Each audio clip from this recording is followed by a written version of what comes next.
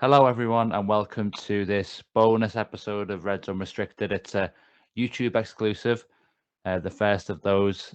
So anyone subscribing to our YouTube channel is getting this fresh content from us. We're going to be reacting to the Champions League quarterfinal and semi-final draw. Liverpool going up against Benfica, and then the winner of Bayern and Villarreal in a potential semi-final if they get through. So I'm joined as usual by Dan Clubb and Chloe Bloxham. Let's just start with some general reaction to the draw. Dan, this was, and we'll start with the quarterfinals before we move on to what might or might not happen in the last four. This was the best possible outcome for Liverpool, surely. Yeah, by far, I think. Pretty much the perfect draw, obviously, in terms of having the second leg at Anfield as well. But, I mean, there's no mugs left in the competition at this stage, obviously. And, we'll go more in detail about Benfica as the tie approaches. But if you were to sort of seed the teams remaining, I mean, I might be doing them a disservice, but I'd have had Benfica as the 8th remaining seed. So, yeah, it is the perfect draw. Obviously, the country, in terms of Portugal, we've got a very good record going there as well, certainly in recent years. So, yeah, can't complain whatsoever. I think it was ideal for us. Just looking at it now, Benfica, third in the Premier League. You look at the Champions League, they, I believe, were in a group with Bayern and Barcelona. Managed to get through that, to their credit, albeit with only 8 points, which has to be one of the lowest figures, really, for a side to qualify. Able to beat Barcelona, I think, 3-0 in a home game, but I think that was when Barca were at the height of their crisis. Chloe, I'm assuming you had Benfica at the sort of top of your preference list, and you were just saying to us off air there that you might actually be able to go to the Estadio de Luz for that first leg. Yeah, they were my top of my list. I think I think it stems from the fact that it looks like an absolutely boss stadium. I went to Porto, which was incredible. And obviously my brother lives in Portugal, and his girlfriend, all of her family are in fact Benfica fans. So it very much is a case of, well, you can potentially go to the stadium if you also get them. And who doesn't want to be in sunny Portugal? They also wear red, which is absolutely class. I don't like the fact that they're called the Red Devils, though, so we're going to have to put one on them. But yeah, very exciting times. Well, I dare say that there'll be potentially people looking for not only flights to Lisbon, but also to Munich and potentially to Paris at this point. But I guess I'll stay with you, Chloe, and almost pick up on that. How do Liverpool avoid complacency in this tie, given that, as we've sort of acknowledged, this was the best outcome for the quarterfinals? How did the players, especially amidst all this quadruple talk, manage to, avoid being dragged into that mindset and avoid thinking that they're already through to the semi-finals, because they know how grand their ambitions are, and they probably will be celebrating that draw today. But how do you have any sort of concerns about that? Not really. I mean, we all know this Liverpool side, and this Liverpool side tends not to do that. They let the fans get excited, and that's what football teams should do. They should feel excitement in themselves, but they should not, underestimate a football team, because Benfica have done absolutely brilliant to get where they are now. They, beat Ajax, which everyone thought were running riot in Europe, and Benfica are a good team. They have won majors before. They're always thereabout in the Portuguese league as well. And I don't think this team has complacency when it comes to getting brought into the atmosphere, in the sense of just thinking you're going to walk through a game. Nothing comes easy with Liverpool Football Club. They try to make it hard at times, Liverpool do. And like I said before, we've seen them win the league, we've seen them win the Champions League, and both times there was absolute a magnitude of atmosphere going around in the city of Liverpool and amongst fans worldwide, and they didn't let themselves get dragged into that. They maybe did once they'd won the league, and maybe once they'd had a few bevies and celebrated a bit. That's when they kind of maybe fell off a cliff a little. But during the build-up of, yeah, we've pretty much guaranteed this Premier League, but let's carry on until it's actually mathematically done. They didn't underestimate an opponent, and they treated everyone with the same amount of respect. So I expect the same with Benfica. A top side, a side that's done well in Europe, and they're probably shocked to be where they are right now. So I don't think Benfica feel like they'll have anything to lose in this moment, which is scary for Liverpool, because when a team has nothing to lose because they've already, gone through the expectations that they thought they might have had at the beginning of the season, they're going to be after us, and it'll be a good chance to see some of the talent, because Portugal have a lot of talented players. We know where Luis Diaz came from. In that league, Ruben Diaz, who plays for City, there's so many talented players there. So it'll be a really tough and a really exciting fixture. On paper, the Reds have too much, but never underestimate a football team, because it can bite you on the arse. Absolutely. And it's interesting to think about how Benfica would react to it, because I was just thinking to myself then, they're probably thinking this is the worst possible outcome. But the way you sort of raise it might actually be more accurate insofar as they do have nothing to lose. There's no expectation on them at all. They've got probably a collection of young players who are going to sort of embrace the challenge and maybe play without fear, really. So yeah, that could certainly be a more positive mindset for them. And in terms of Liverpool and complacency, I think you are right. We can trust the mentality of these players. And I also think that even if there was a bit of that crept in and we were punished for it in the first leg, we obviously have the ultimate trump card, I suppose, of having the second leg at home.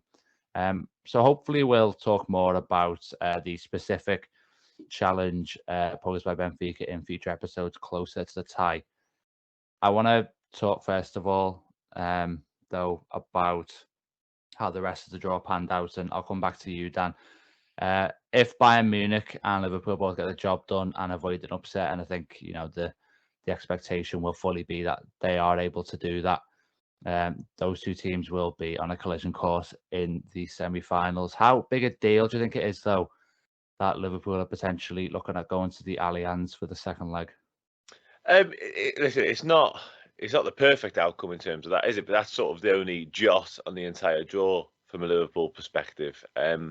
So we can't complain too much, but it's something we did obviously en route to winning the Champions League a couple of years ago. The Allianz was the second leg there, having only drawn the first leg 0-0 at Anfield. So anything better than that result, and you'd really fancy our chances. So yeah, listen, like I say, it's not perfect. I think I'm right in saying certain parts of Germany haven't been allowed full stadiums yet, and I think Munich may have recently increased capacities, but certainly not up to full. So who knows what the situation will be by then. And in a sense, not having a full Allianz for the second leg might actually work in our favour. But aside from that, like I say, we've got a recent track record of going there and doing well as well. And they're a very good side. There's absolutely no getting away from that.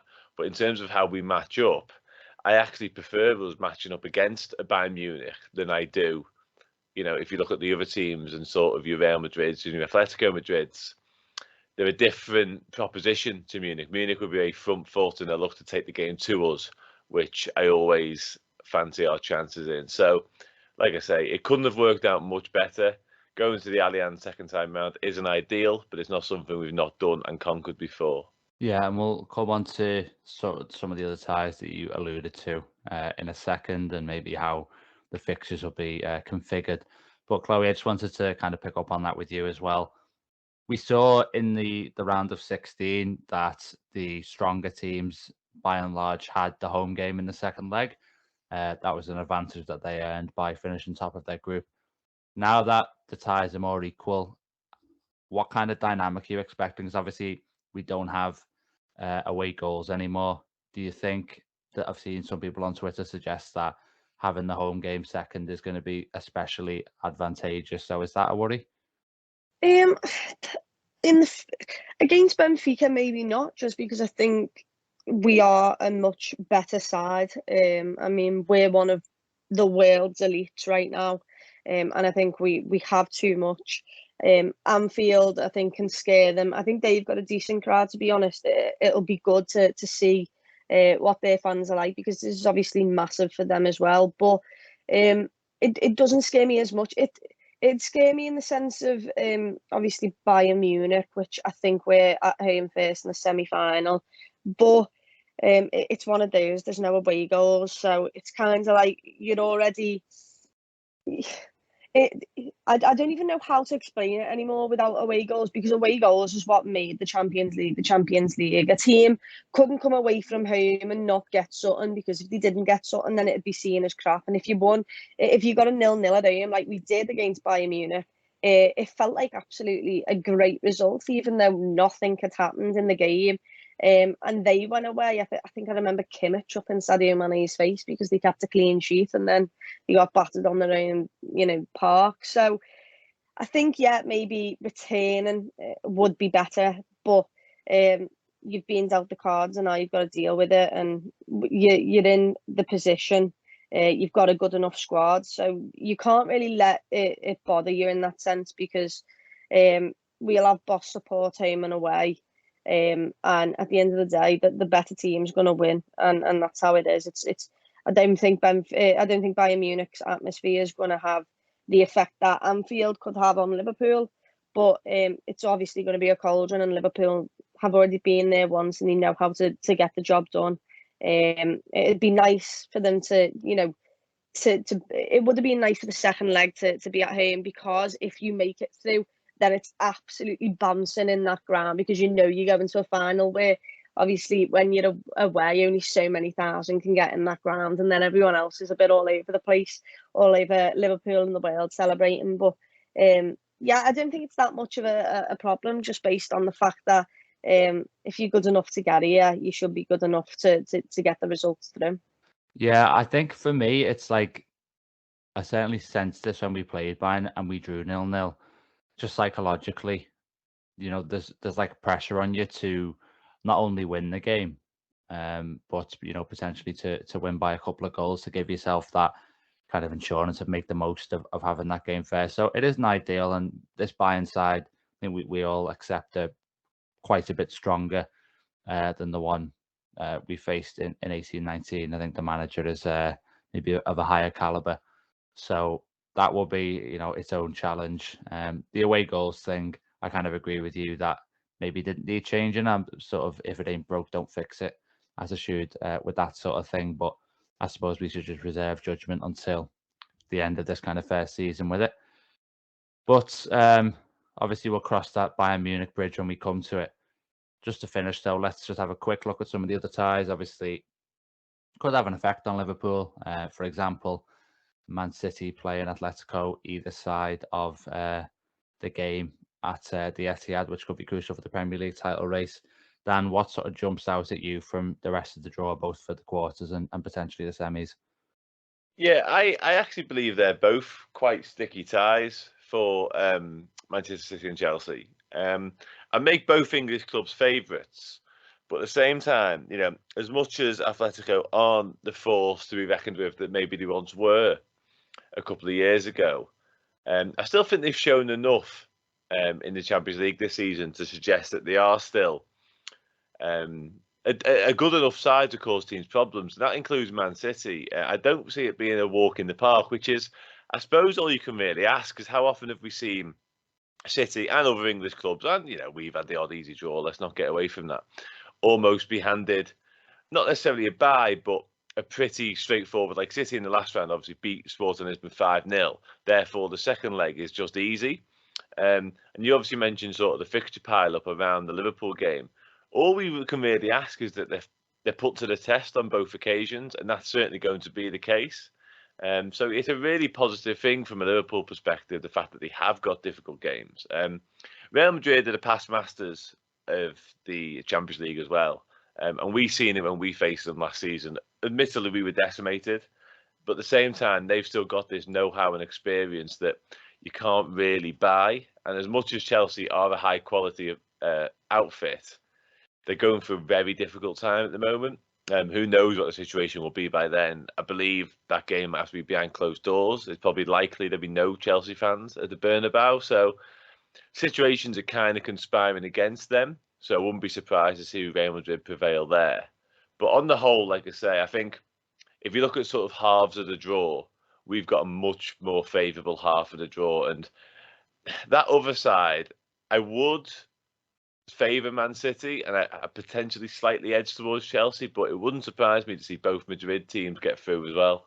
Yeah, there's definite upset potential there. I think it's whether Atletico can sort of, obviously they've got, those instincts and the mastery of the dark arts, like you say, but it's whether they can keep themselves in a position, keep the game tight enough, for that to be an asset to them. But Chloe, Dan talked there about halves of the draw. Obviously, we know we're in the same half as Bayern.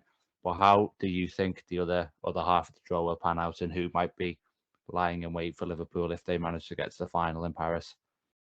I think you've got to bet on both English sides going through. I think loads of people got swept away by the fact that Real Madrid made a comeback against PSG, and it was a great game of football, and I was happy to see Real Madrid obviously get through. But defensively, I think Chelsea are much more drilled. They're a much more drilled team than PSG.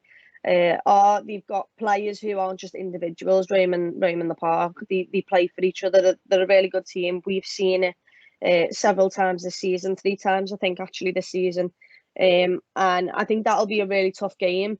But I think my bet would be on Chelsea, and then obviously City against. I'm really happy that City now have to deal with the 180 minutes of Atletico Madrid. Just go and get frustrated yourselves now, because it's been us who's had a go. Then obviously United, you could tell by the full time whistle and volley and stuff at Simeone how they thought. And now it's Man City's turn to be frustrated. And I hope Atletico Madrid frustrate them, because I'd hate to be in an all-English final, because the nerves, it just feels like there's so much more to lose, especially if it's Manchester City, because that would be their first. So, I'm really hoping that the Madrid teams come through, but I think I'd be a bit ridiculous to not bet on the 2 English sides. Yeah, I think the extra thing, obviously playing Tottenham is one thing, but playing City and Chelsea, I think Liverpool fans, there's obviously extra animosity there, because we're sort of hostile, rightly, to what they kind of represent in terms of football. So there would be that kind of feeling of dread. I agree. But yeah, that is going to wrap us up. Just to say, Dave, I've got to get this in before we go. I'm sorry. Okay. Liverpool have met Benfica on 2 occasions in the quarterfinals of the European Cup, and gone on to lift the trophy on both occasions. Well, yeah, so I saw that. If you talk about omens, then I'm sorry, right? 78 and 84. I'm not having this. I lived on omens throughout Kiev. All of this, Liverpool have never been beaten in a red face line, and I'm like, I literally lived on all these omens, beating Barcelona, and then that performance happened by one player and it killed us. So I'm just. We won't say his name. I'm not going to think of anything yet.